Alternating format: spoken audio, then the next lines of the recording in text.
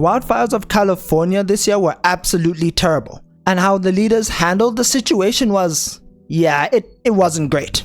And sadly, this is not the first time that something like this has happened, where those in charge fumbled the bag so badly that it in some cases caused more damage and harm to people affected. Starting with the explosion at the Chernobyl power plant, which was just, oh boy. You see, on the 26th of April 1986, they were doing an experimental test on the reactor, but there were a few complications. The first is that it was supposed to happen on the 25th during the day, but it was pushed to night because they had to keep the station running during the peak hours of the afternoon.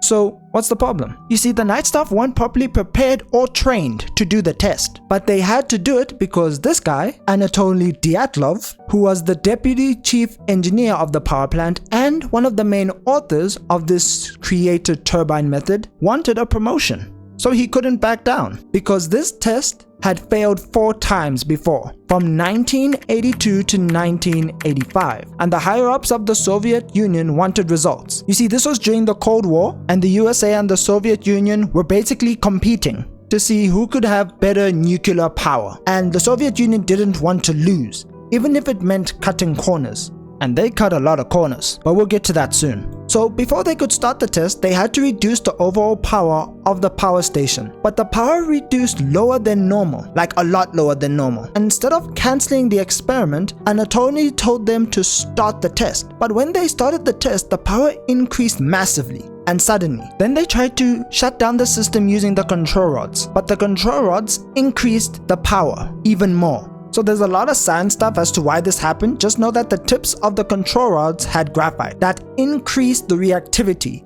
and then the steam from the heat created a bomb. Fun fact is that the Soviet Union leaders already knew that the graphite tips of the control rods could increase the power of the reactor, because a scientist had warned them about this, but they didn't listen to his warnings. Then they hid that information from everyone. Great leadership right there. So the bomb blew the lid off of the radiation containment. And then there was another bigger explosion soon after that. So you would think that after hearing an explosion twice, they would probably evacuate. But they didn't, because they had always been told that it was impossible for a reactor to blow up by the Soviet Union. Even Anatoly, who studied this, didn't believe a reactor could blow up. And so when someone told him that the reactor had blown up, he didn't believe them, and he thought that a water tank had blown up. Then the higher-ups found out about the explosion, and they did the dumbest thing ever. They blocked the city that was next to the station so that no one could leave, and cut all communication so that people couldn't spread misinformation. And this was in effect for more than 38 hours, because a reactor blowing up is impossible.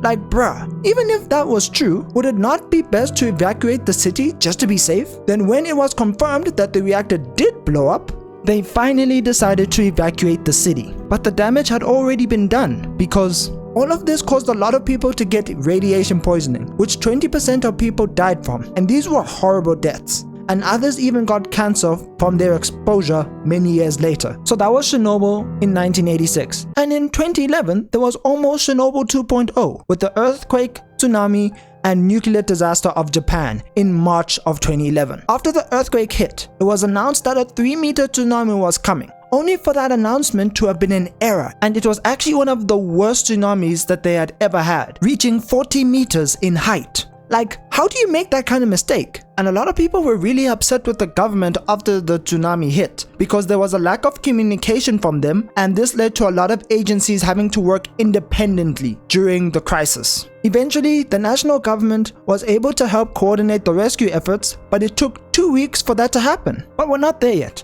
because the tsunami also hit a nuclear power station that was in the area, and 3 out of 6 of the reactors at the power plant were going to have a meltdown. This is because the backup diesel generators had all been destroyed in the tsunami because they were located in the basement. So this is a good time to talk about one of the companies that runs this nuclear power plant, the Tokyo Electric Power Company, also called TEPCO, whose higher-ups have had a history of being shady as fuck. Like, first, they falsified reports about the safety of the reactors in 2002. Then in 2003, TEPCO prohibited safety inspectors from visiting the reactors because there were cracks in the reactors. Then, in 2007, after a small earthquake, they covered up the fact that hundreds of gallons of radioactive water had leaked out of the reactor. And remember the generators that were damaged by the tsunami? They had been warned before that the backup generators were way too low for a state that does have tsunamis. And they were told in 2009 that their tsunami defenses were inadequate. Like, how are these people still allowed to be in charge of this nuclear power plant? And the government was told that their power plants were not up to modern standards. So all three of the reactors did blow up within a couple of days. And luckily, the radiation chambers weren't breached. But the leaders of TEPCO were being so secretive about what was happening that the Prime Minister of Japan only found out about the second explosion on TV. Luckily, they were able to handle the situation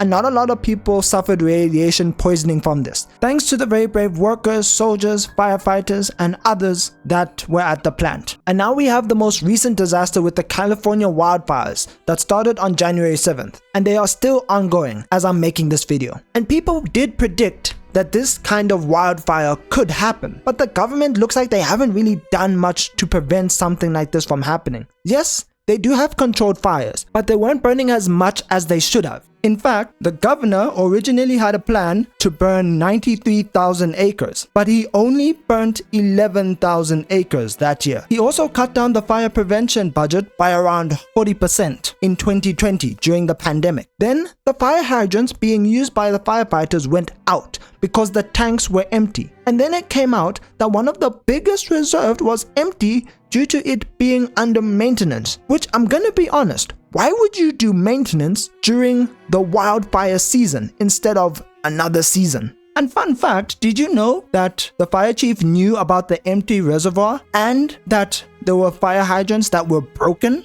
And they've known about this for months? Then there was also false alarm messages that were sent out to many people that caused them to all panic, only for these messages to have been a false alarm. Then we have the governor who lied about being on the phone with the president when one of the victims of the fires saw him.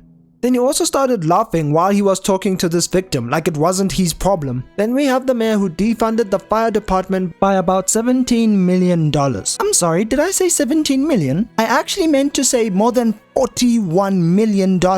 And yes, I know that the wildfires were always going to happen, but again, it feels like they could have done a lot more to help prevent it from escalating this badly. And the worst part about all these disasters is that it's the people who suffer the most, from Chernobyl to Fukushima and this disaster here. All of these people's lives have been ruined in some way. And the mayor of California is not making it easy when she can't even give a direct answer when people can start moving the rubble where they live. First, she said 18 months. Then when the president of the United States confronted her about it, she then said that they could go back that night. And then she changed it to a week. But that's all for the video today. So if you enjoyed the content, please don't forget to like, comment, and subscribe, and click on this video here. You could really use the help. And I'll see you in the next one.